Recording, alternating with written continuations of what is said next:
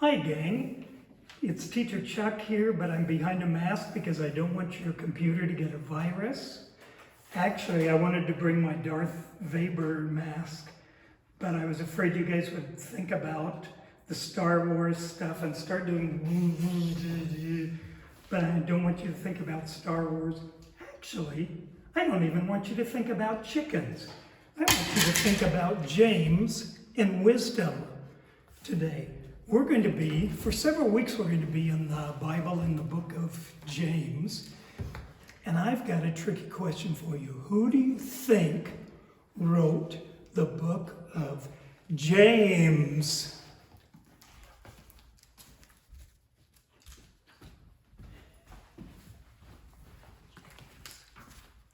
James. That's right. James wrote the book of James. I just found out something really weird about it. James was actually Jesus' brother. Well, actually, half-brother. They both had Mary for their mom, but Jesus' daddy was God, and James' daddy was Joseph. Wouldn't that be weird if, when Jesus was a kid, he was in your family, and you guys played together and did stuff like, at the dinner table, you kick him under the table, and he doesn't kick you back? Wouldn't that be weird? Yeah, but I digress. Let's get back to James and wisdom here. When you think about wisdom, what does it mean? Well, when people say somebody's wise or something, they usually mean they're smart or something. Like if you're being wise, you'd say, eating green things is good.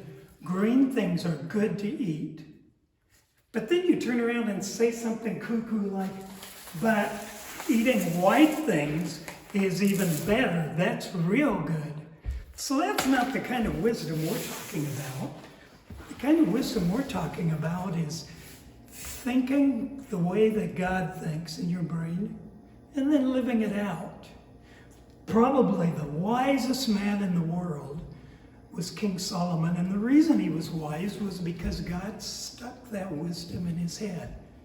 But the problem with God's wisdom is that if you keep it in your head and don't live it out instead, it's kind of like some of the other wisdom that we mess with. But there was a king in the Bible that used some very good wisdom, and I'd like to tell you about him. That his name was Jehoshaphat. Excuse me. Oops, too close. Sorry. 6 feet. Was Jehoshaphat. And here in 2 Chronicles, it says that while he was king, this man came running up to him and said, King Jehoshaphat, King Jehoshaphat, there's bad guys coming, a whole army of bad guys, at least 10 people, it's horrible. We're going to get smashed like a bug on the rug.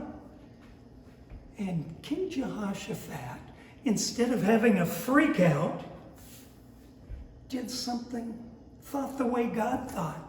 And he said, come on, everybody come. So people came from all over the land.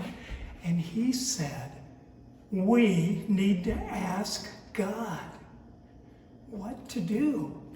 And so every one of those people just prayed and asked God, what should we do? They were so busy with that they didn't even eat. They didn't want to think about eat, even if it was good green stuff. They wanted to think about God. And God, what does your mind say? It was horrible. All that army coming in, it was like Star Wars, where all those other ships are going coming right at them, and the good guys team, Luke and Leia and Chewbacca and all those guys, it just seems really hopeless, like they're going to get smashed like a bug on the rug. But we shouldn't be thinking about Star Wars right now. We should think about this, and they did. They asked God and they said, God, what should we do? And just like in James, because James says, if any of you want wisdom, you should ask God for it and he'll give it to you. And just like it said, they asked God. And God gave them the answer. God said, I want you to do something kind of weird. I want you guys to march out to the battlefield with your army, but you're not even going to have to fight. It's just kind of like he wanted them all there in the front row seats so that they could have a good time watching what God did. And sure enough, they go out to the battlefield, and then up comes the army. There were at least, there were so many of them there, I don't have enough fingers. And they were coming,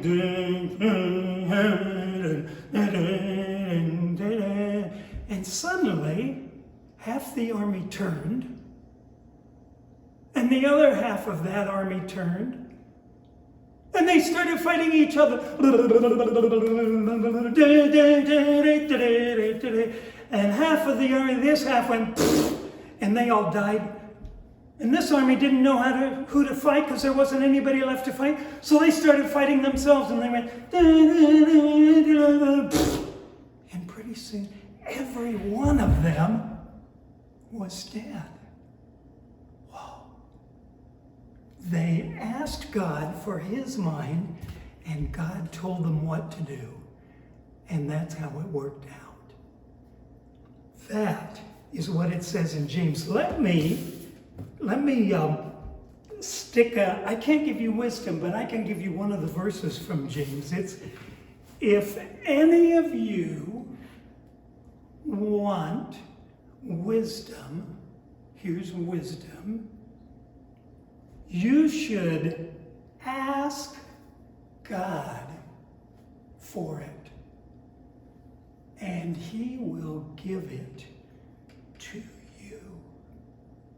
Here it is again, just a little faster. If any of you needs wisdom, you should ask God for it. He will give it to you. If any of you needs wisdom, let him ask of God. He will give it to you. James 1:5 with a little bit of jive. Okay, got it? Excellent. So that's the point of this wisdom thing today that James is talking about.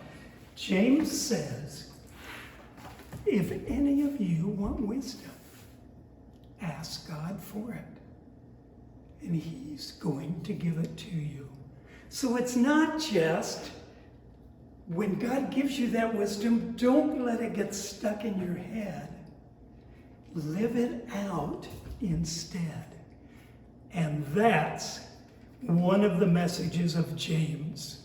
Thanks, guys. Bye.